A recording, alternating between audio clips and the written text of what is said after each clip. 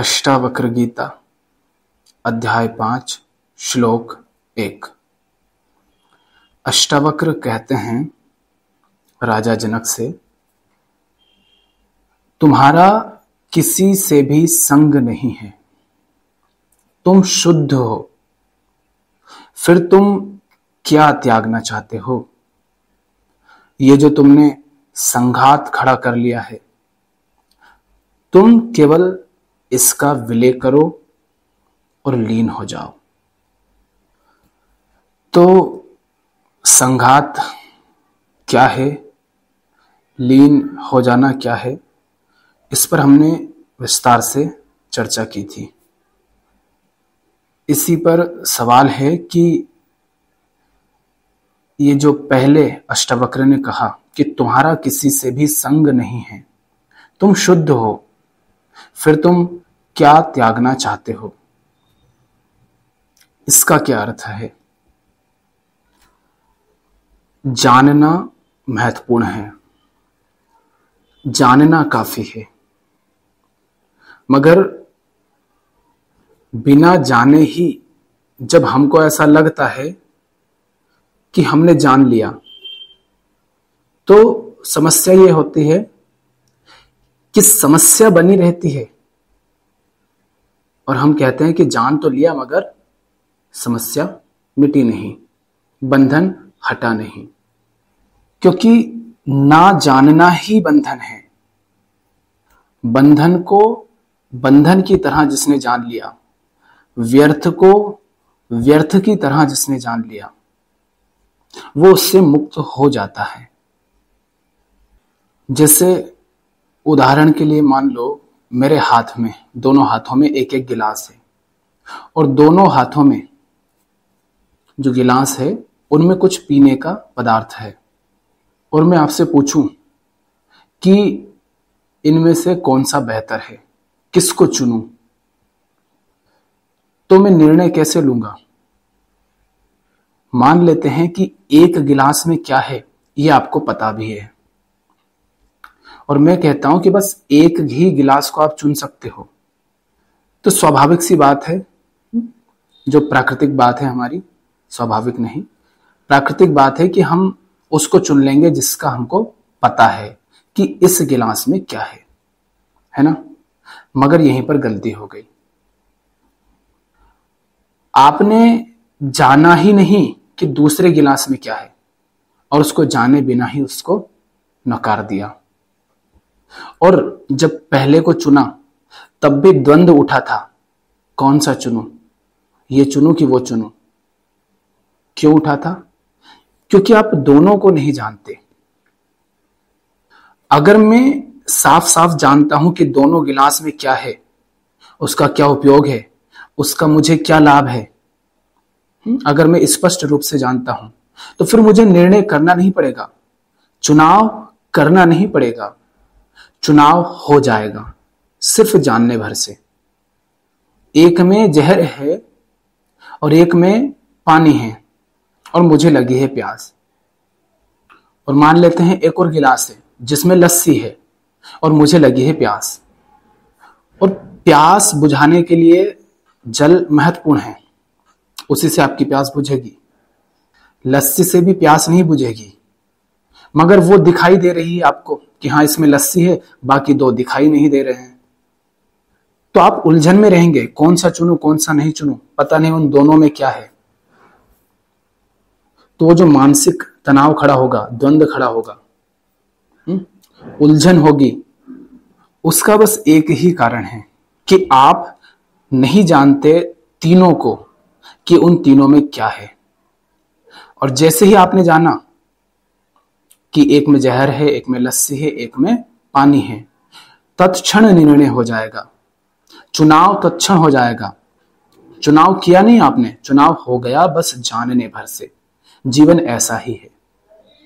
सामने पत्थर हैं, रास्ते में ठोकर ना लगे इसके लिए हमें उसको हटाना पड़ेगा एक तरफ, मगर हमारे जो असली बंधन हैं, जो दुख के कारण हैं, जो बेचैनी के कारण हैं, जो अशांति के कारण हैं, जो भय के कारण हैं, उनको हटाना नहीं पड़ता। उनको जानना होता है। जानने भर से आप दुख से, पीड़ा से मुक्त हो जाते हैं, बंधन से मुक्त हो जाते हैं। उदाहरण के लिए समझिए, मान लीजिए मैंने किसी प्रतियोगी परीक्षा में आवेदन दिया था, परीक्षा दी थी, ठीक, और मुझे मैसेज आता है कि मैं असफल हो गया उसमें, और मैंने मेहनत बहुत की थी पर फिर भी असफल हो गया।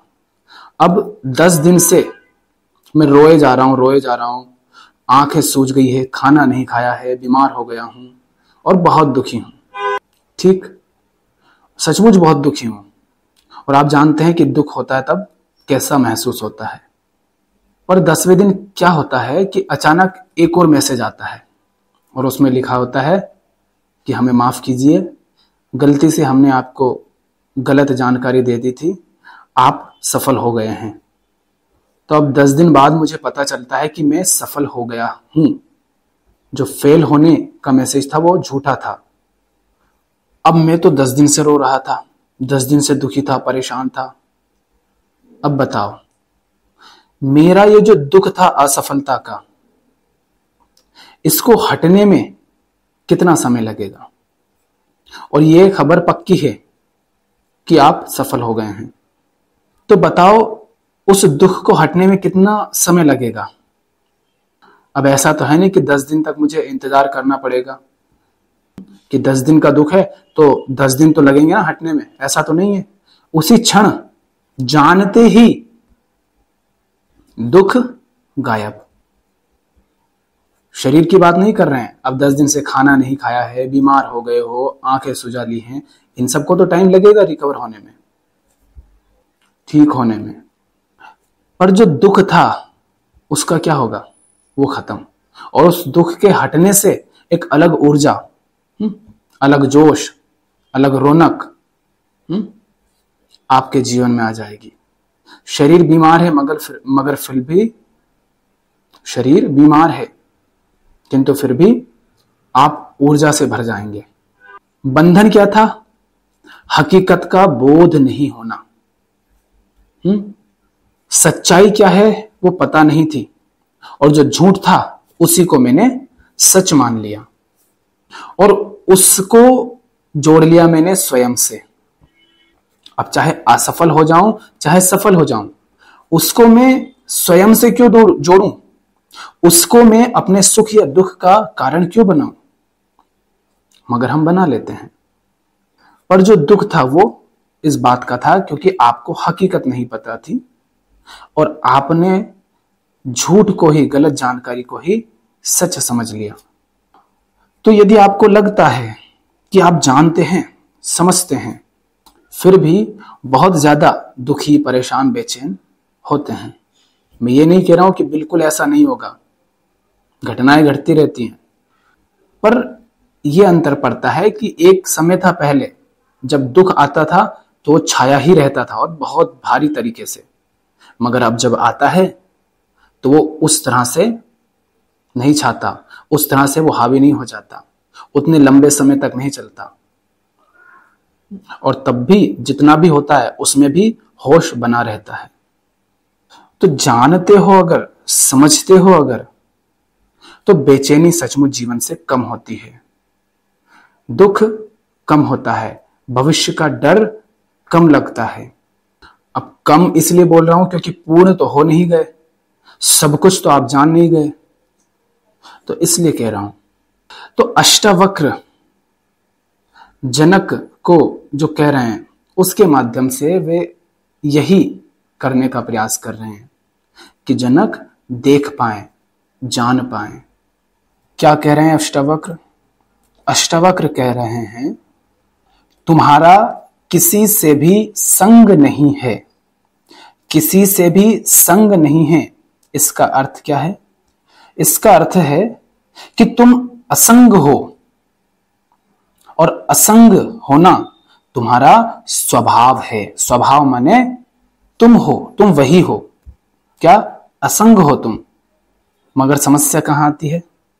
समस्या आती है संग कर लेने से, संयोग कर लेने से। तुम्हारा किसी से भी संग नहीं है, तुम असंग हो और यह तुम्हारा स्वभाव है, मगर तुम संयोग कर लेते हो और यही फिर तुम्हारा बंधन बन जाता है। हमारी जो समस्या है, हमारा जो दुख है, हमारी जो बेचैनी है, आप जो जीवन में अपूर्णता महसूस करते हैं, खालीपन महसूस करते हैं, कुछ कमी महसूस करते हैं, ये इसलिए नहीं है कि आपके जीवन में कोई कमी है। हम इसी तरह सोचते हैं ना, किसी भी व्यक्ति से पूछो कि तुम्हारे जीवन के दुख का कारण क्या है, तुम परेशान क्यों हो, तुम अशांत क्यों हो, तुम बेचैन क्यों हो, तो वो क्या कहेगा? वो कहेगा अरे जीवन में ये नहीं है, अरे जीवन में वो नहीं है, अरे जीवन में ऐसा है, अरे उसके कारण परेशान हूं। वो दुनिया को दोष देगा। या तो वो कहेगा कि उसके जीवन में कोई कमी है, या कहेगा कि फलाने के कारण दुखी हूं, दुनिया के कारण दुखी हूं। तो हम किस तरह देखते हैं, आम इंसान किस तरह कहता है अपने दुख के लिए? वो कहता है कि मेरे जीवन में कोई कमी है, इसलिए मैं परेशान हूं, बेचैन हूं, दुखी हूं, अपूर्ण हूं, और इसीलिए फिर मैं दौड़ता हूं ताकि कुछ हासिल कर लूं और अपने जीवन को भर लूं, उस कमी को पूरा कर लूं। मगर वो फिर भी होती तो है नहीं। क्यों? क्योंकि तुम्हारी मान्यता ही गलत है। हकीकत क्या है? अष्टावक्र कह रहे हैं कि तुम असंग हो। तो हकीकत इसका क्या हुआ? हम चूंकि संयोग कर लेते हैं, माने हमारे जीवन की जो समस्या है, बेचैनी है, उसका कारण हमारे जीवन में किसी चीज की कमी का होना नहीं है, बल्कि हमारे जीवन में कुछ ऐसा है जो अतिरिक्त है। दुख का, बेचैनी का कारण जीवन में कुछ कमी होना नहीं है, बल्कि इसका कारण है कि जीवन में कुछ अतिरिक्त है, कुछ अधिक है, कुछ ऐसा है जो होना नहीं चाहिए।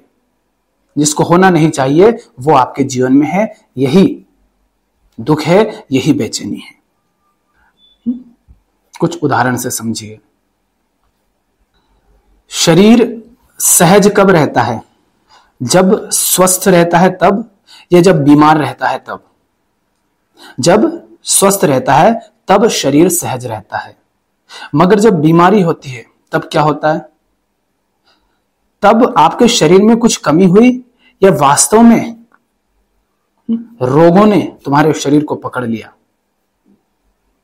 और जिसको आप कमी कहोगे ना, कि हाँ, जैसे मान लो कि किसी विटामिन की कमी, तो वो कमी भी अधिकता है। किस बात की अधिकता? विटामिन की कमी एक सीमा से ज्यादा अधिक हो गई, इसलिए बीमारी हो गई। तो वास्तव में कमी नहीं हुई है, अधिकता हो गई है। किसकी? कमी की अधिकता हो गई है। विटामिन की कमी एक सीमा से ज्यादा नहीं होनी चाहिए थी, पर वो सीमा से ज्यादा कमी हो गई, माने अधिक कमी हो गई। तो बीमारी होती है तब शरीर में क्या हुआ? रोगों ने शरीर को जकड़ लिया, माने कुछ अधिक आ गया। जैसे शरीर है, शरीर पर फोड़े हो गए, ठीक? तो शरीर में कोई कमी हो गई, या शरीर में कुछ ऐसा आ गया जो शरीर के साथ नहीं होना चाहिए। माने शरीर में कुछ अधिक आ गया। और जब शरीर के साथ ऐसा कुछ होता है, फोड़ा हो गया, बीमारी हो गई, तब क्या सहज रह पाता है शरीर? नहीं रह पाता। कितनी उसको पीड़ा होती है, कितना वो परेशान रहता है ना? और उस समय जब बीमार होते हो, शारीरिक पीड़ा होती है, तब आप और ज्यादा देह केंद्रित हो जाते हो, क्योंकि वो जो पीड़ा है, जो शरीर की असहजता है, वो तुम्हें बार बार बोध कराती है दर्द का, और तुम शरीर का ख्याल रखने में जुट जाते हो, और ज्यादा देह केंद्रित होते जाते हो। तो शरीर असहज कब होता है? जब उसमें कुछ अधिकता हो जाए। जैसे आपके दो पैर हैं, दो हाथ हैं, दो आंखें हैं। अब हम असहज कब होंगे? जब हमें दिखे कि उसके 3 पैर हैं, 3 हाथ हैं। क्योंकि अभी जो प्राकृतिक हमारी संरचना है, जिसमें हम सहज रहते हैं, वो 2 हाथ और 2 पैर की है। अब हमें देखने में भले ही वो अद्भुत लगे, पर वो असहज है। वो व्यक्ति से पूछो, वो परेशान है, क्योंकि उसका बाकी शरीर 2 हाथ और 2 पैर के हिसाब से बना हुआ है, पर उसमें एक एक एक्स्ट्रा है, ज्यादा है। एक हाथ कम होगा, वो भी हम कह देंगे कि हाँ भैया एक हाथ नहीं है, 2 होने थे पर 1 है, पर 3 हो गए, वो ज्यादा असहजता की बात हो जाएगी। माने कुछ ऐसा होगा जो होता नहीं है। एक हाथ तो 2 हाथ होने के बावजूद कट जाए तो भी 1 हाथ हो सकता है, पर 3 आए, ये असहजता है। सिर पे आपने कोई बोझ उठा रखा हो और जब उसे उतारते हो तो कैसी राहत मिलती है, और जब तक वो सिर पर रहता है तब तक कितने असहज रहते हो। ये क्या है? शरीर पर, सिर पर जितना बोझ होना चाहिए उससे अधिक है। सिर है बालों के बोझ के लिए, पर उस पर आपने दूसरा बोझ रख दिया तो वो असहज हो जाता है। इसी तरह हमारा जो दुख है, ये हमने शरीर की बात की, मगर इसी तरह हमारा जो दुख है वो भी किसी कमी के कारण नहीं है। हमारी बेचैनी किसी कमी के कारण नहीं है, बल्कि कुछ ऐसा है जो अतिरिक्त है, उसके कारण है। और वो जो अतिरिक्त है हमारे जीवन में, वो अतिरिक्त है क्यों? क्योंकि हम अपूर्ण स्वयं को मानते हैं। स्वयं को हमने घोंचू मान रखा है, माने छोटू बच्चा मान रखा है। मुझ में कोई कमी है, मुझ में कोई दोष है, मुझे ये बन के दिखाना है, मुझे वो होकर के दिखाना है, मुझे ये करके दिखाना है। माने मैं स्वयं को चूंकि अपूर्ण मानता हूं, तो मैं उस अपूर्णता को भरने के लिए स्वयं में कुछ ना कुछ जोड़ता रहता हूं। तो वो जो मैंने जोड़ रखा है, इस अपूर्णता को, इस बेचैनी को, इस दुख को मिटाने के लिए जो कुछ भी मैं अपने जीवन में जोड़ता हूं, वो क्या है? वो बंधन है, वो दुख का कारण है। वो आपकी बेचैनी को मिटाता नहीं है, बल्कि आकर के बेचैनी को और बढ़ा देता है। दुख में सुमिरन सब करे, सुख में करे ना कोई। दुख जब भी आया सुख बन करके ही आया ना। और सुख ने आपसे क्या वादा किया था? आपको क्या उसने आश्वासन दिया था? कि मैं आऊंगा और तेरा दुख हरा लूंगा, है ना। मगर दुख तो धरा का धरा रहा ना। आप तो सुख ले आए, तो दुख रखा है, सुख और ले आए। लड्डू रखा है, जहर और ले आए। ये कहो जहर रखा है, लड्डू और ले आए। और जहर क्या है? शुगर की बीमारी। और ले आए लड्डू, और लड्डू खाकर क्या होगा? मीठा है और शुगर बढ़ जाएगी। ये है हमारा दुख और सुख। तो दुख बनकर कभी जीवन में थोड़ी ना आता है, वो सुख बनकर के आता है। तो दुख को मिटाने के लिए आप सुख के पीछे दौड़े, सुख को ले आए, और जब उसे ले आए तब पता चला कि जो सुख में समझ रहा था वो सुख नहीं था, वो भी दुख ही था। दुख क्या है? सुख का असली चेहरा दुख है। दुख और कुछ नहीं है, सुख का ही असली चेहरा दुख है। सुख तो मुखौटा भर है। तो इस बेचैनी, इस अपूर्णता को मिटाने के लिए हम क्या करते हैं? स्वयं से सूक्ष्म तल पर, स्थूल तल पर, हर तरीके से, है ना। सूक्ष्म तल पर माने मान्यता, विश्वास, संस्कार, अनुभव, ये सब हम जोड़ते रहते हैं।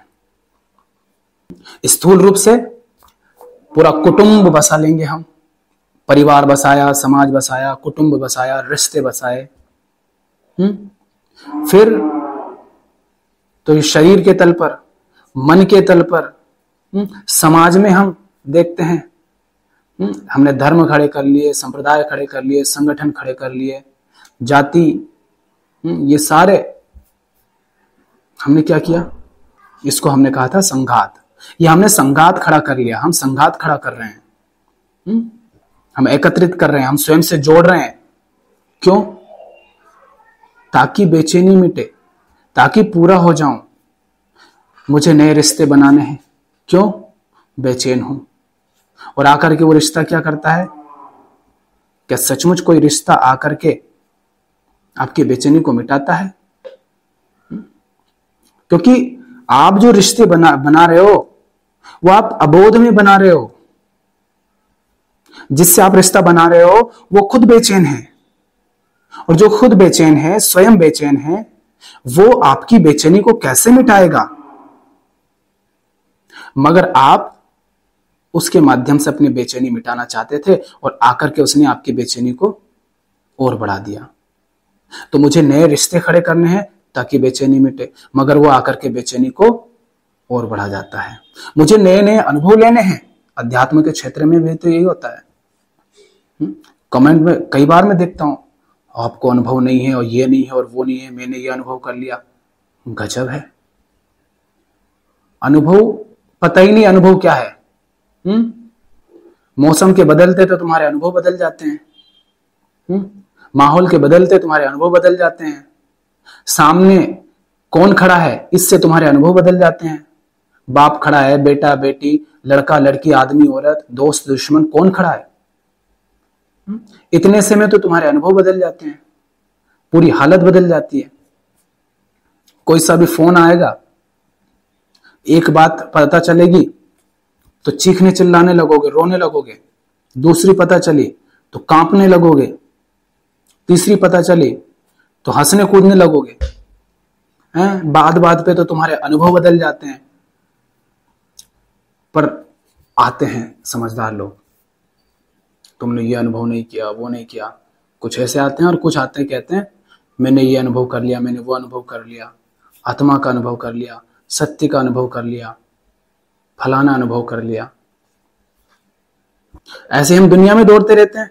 चलो आज इस चीज का अनुभव लेकर देखते हैं, चलो आज उस चीज का अनुभव लेकर देखते हैं। अनुभव लेने में समस्या नहीं है, हम अनुभव लेते हैं उस अपूर्णता को भरने के लिए, तब समस्या है। क्योंकि अनुभवों से अपूर्णता नहीं मिटेगी, बेचैनी नहीं मिटेगी। मैं अनुभव लेना चाहता हूं उस कंपनी का मालिक होकर के, मैं इस डिग्री को प्राप्त करके उस पद का अधिकारी होने का अनुभव लेना चाहता हूं। आईएएस, आईएएस, आईपीएस, प्रधानमंत्री, मुख्यमंत्री और ये और वो, ये बनने का अनुभव लेना चाहता हूं। मैं करोड़पति होने का अनुभव लेना चाहता हूं। मैं महंगे कपड़ों का अनुभव लेना चाहता हूं। मैं मांस मदिरा का अनुभव लेना चाहता हूं। दुनिया को भोगना चाहता हूं। और अध्यात्म में भी मैं सन्यासी होने का अनुभव लेना चाहता हूं। मैं त्यागी होने का अनुभव लेना चाहता हूं। ये क्या है? ये हम संघात खड़ा कर रहे हैं, इकट्ठा कर रहे हैं, एकत्रित कर रहे हैं, जोड़ रहे हैं मैं के साथ। मैं हर बार कहा है आपसे, मैं के साथ जो कुछ भी आपने जोड़ रखा है, मेरा ऐसा, मेरा वैसा, मेरे ये, मेरा वो, मैं, मेरा, मेरी, मेरो, जो कुछ भी इस मैं के साथ आपने जोड़ रखा है, वही संघात है, वही आपका बंधन है, वही आपका संसार है, वही आपके दुख सुख का कारण है, वही आपकी बेचैनी का कारण है। मैं के साथ जो भी जोड़ रखा है, चाहे मान्यता जोड़ रखी है, यही है जो अतिरिक्त है। मैं के साथ जो आपने जोड़ रखा है वही अतिरिक्त है, क्योंकि मैं विशुद्ध में, उसका किसी के साथ संयोग नहीं हो सकता, क्योंकि तुम असंग हो और तुमने संयोग किया अज्ञान के कारण, यह सोच करके कि जगत से कुछ हासिल कर लूं, कुछ पालूं तो पूरा हो जाऊं, बेचैनी मिट जाए। तो उसी से बेचैनी और बढ़ गई। तो हो असंग, मगर संग करने चले जाते हो तो वो आपका बंधन बन जाता है। तो ये जो है संस्कार, आपने जो पकड़ रखे हैं, ऐसा होना चाहिए, वैसा नहीं होना चाहिए, ये करो, वो मत करो, जितनी भी तरीके के संस्कार होते हैं, सब आपकी मान्यताएं जो आपने मान रखी हैं, कुछ भी। अभी किसी ने कमेंट करा था, एक ने, परमात्मा बुद्धि से परे होता है नहीं होता है हमें नहीं पता। तुम मुझसे आकर के ये कह रहे हो, और तुम कहां से कह रहे हो? कहीं और से आकर के सुन के आ गए और उसको मान लिया कि हाँ ऐसा होता है। तुम क्या कह रहे हो? परमात्मा बुद्धि से परे होता है, मतलब तुम जानते हो उसको। यहां तक अगर तुम कहते कि बुद्धि से जो परे होता है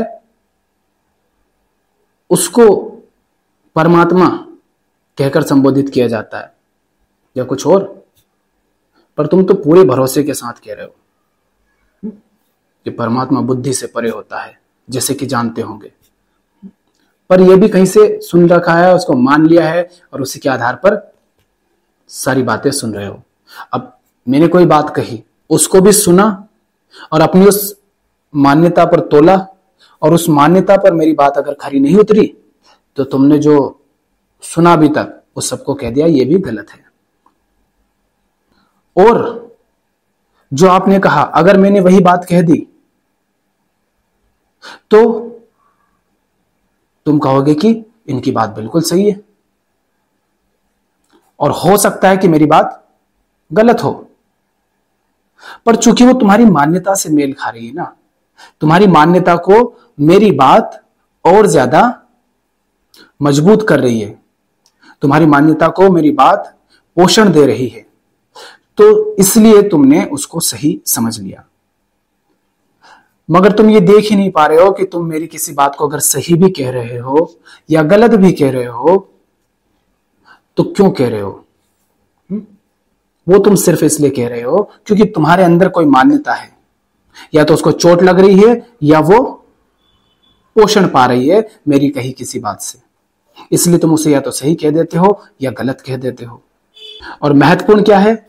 महत्वपूर्ण है ये देख पाना कि मेरे अंदर ये जो इस बात को सही या गलत कहने के विचार आ रहे हैं ये किस कारण आ रहे हैं, कहां से आ रहे हैं। तो अतिरिक्त क्या है? किससे आपने संयोग कर रखा है? क्या आपने इसमें से जोड़ रखा है? क्या आपने इसमें से जोड़ रखा है? अतिरिक्त क्या है? किससे संयोग कर रखा है? ये सब एक ही बात है। किससे?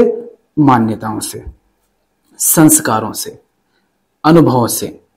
आपके अनुभव की कोई बात कह दूं तो आप कहोगे सही है, और ना कहूं कुछ और कह दूं तो आप कहोगे गलत है। और हमने कहा कि अनुभव सारे झूठे हैं। एक ही चीज आपको अभी अलग अनुभव दे सकती है और बाद में अलग अनुभव दे सकती है। एक बार ऐसा हुआ जब बहुत समय पहली बार जिसका मुझे बोध है कि पहली बार मैंने कोई मिठाई खाई थी जो घर पे बनाई थी, वो मैंने पहली बार खाई तो मुझे बिल्कुल पसंद नहीं आई, और 2-3 दिन बाद वही मिठाई बहुत पसंद आने लगी। क्या हुआ? मिठाई तो वैसी ही थी, वो भी वही थी, मेरी स्थिति बदल गई ना। स्थिति बदलते ही मेरा अनुभव बदल गया उस चीज के साथ। और अगर मैं दोबारा उस मिठाई को नहीं खाता और जब भी अगर कोई मुझसे पूछता कि वो मिठाई कैसी लगती है तो मैं कहता अच्छी नहीं लगती।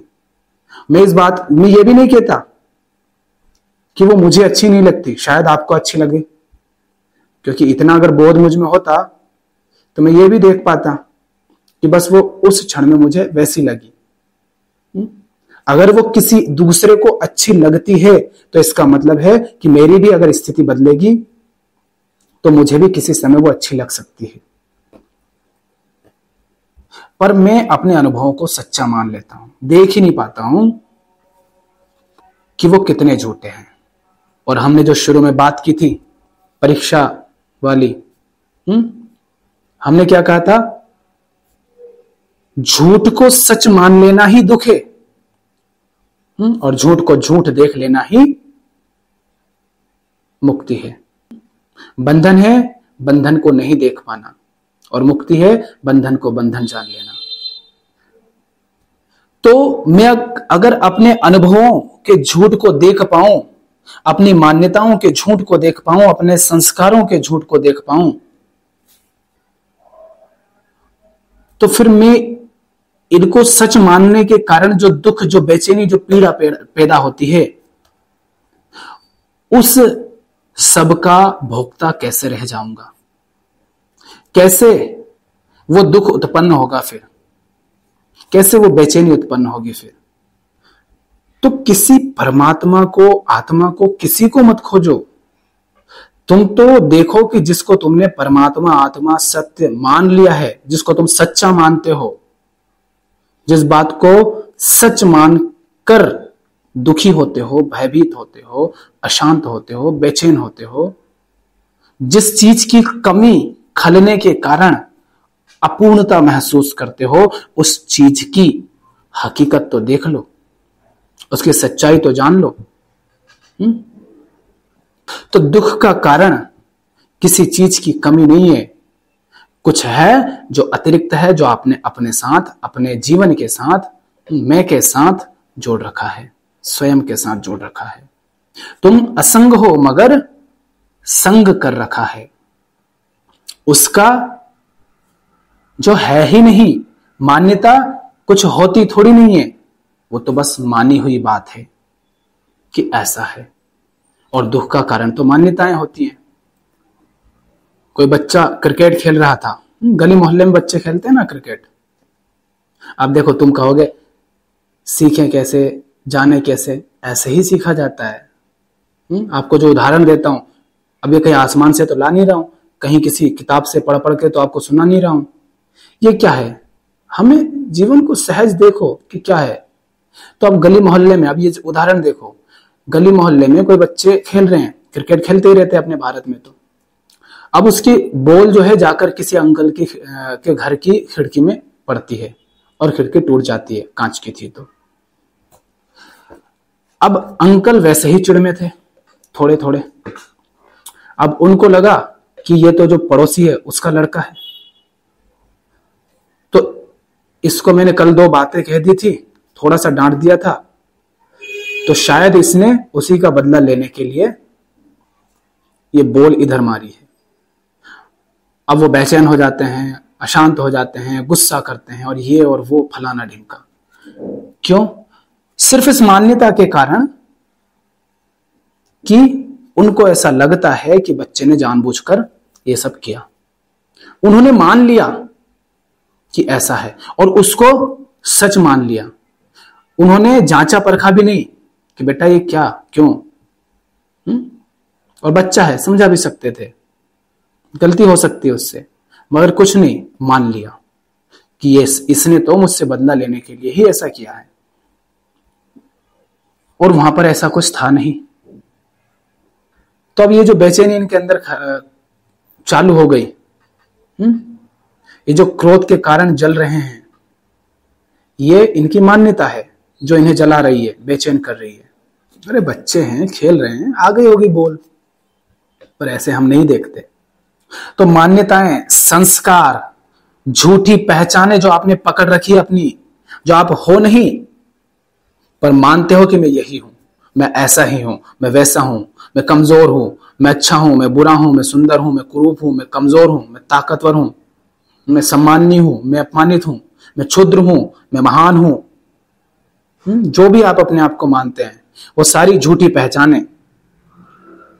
अब उनको झूठी में कह रहा हूं, आपको देखना है कि किस तरह ये झूठ है और किस तरह बस ये मानी हुई है। अतीत की चोटें, अतीत के घाव, अतीत की जो चोट हुई है, घाव लगे हैं, कहीं पर अपमानित, कहीं पर सम्मानित हुए हो, जो आपने पकड़ रखा है, जकड़ रखा है, जिससे संयोग कर रखा है, और जगत से कामनाएं, ये कि जगत से कुछ पालूंगा, कुछ भोग लूंगा, कुछ मिल जाएगा तो पूर्ण हो जाऊंगा, बेचैनी हो जाऊंगा। ये जो मान्यता है कि कुछ पालूंगा तो पूर्ण हो जाऊंगा, ये भी मान्यता भरी है ना। कि सामने जो वस्तु है आप मान रहे हो कि वो वस्तु वैसी ही है जैसी आपको प्रतीत हो रही है। उस वस्तु का वही अर्थ है जो आप लगा रहे हो, या आप मान ही तो रहे हो। क्योंकि वास्तव में तो आज तक हमने यही देखा ना, इतनी तो कामनाएं पूरी हुई, पर कामना पूरी हो गई, पर कामना पूरी होकर के जो बेचैनी मिटनी थी वो मिटी नहीं। इसका मतलब कामना पूरी होकर के भी पूरी नहीं हुई। इसका मतलब है कि वस्तु को जो मैं समझ रहा था वो वैसी थी नहीं, उसका वो अर्थ था ही नहीं। अगर वो वैसी ही होती तो मेरी कामना पूरी हो जानी चाहिए थी।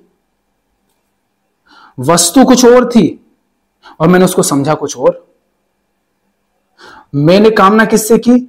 उस वस्तु को जो मैंने समझा उससे। कोई वस्तु है, उसको जो मैंने समझा उससे मैंने कामना की, पर मैंने जो उसे समझा वो और जो वास्तव में वो है, वो दोनों में तो अंतर है। सामने कोई स्त्री जा रही है और मुझे उससे प्रेम हो गया, तथाकथित प्रेम। अब मैं उसको कुछ समझ रहा हूं और उसकी हकीकत तो कुछ और है ना। पर मैं उसको जीवन में किस आधार पर लाता हूं? जो मैं उसको मानता हूं उस आधार पर वो जीवन में आती कैसे है? जो वास्तव में वो है। तो मेरी कामना पूरी होगी क्या? नहीं होगी, क्योंकि जिसे मैं जीवन में लाया, जो मेरे जीवन में आई, वो है तो कुछ और ना। मैं उसे कुछ भी मान लूं, उससे क्या फर्क पड़े। हाँ, उससे बस इतना होता है कि मैं परेशान हो जाऊंगा, मेरी उम्मीदें टूटेंगी।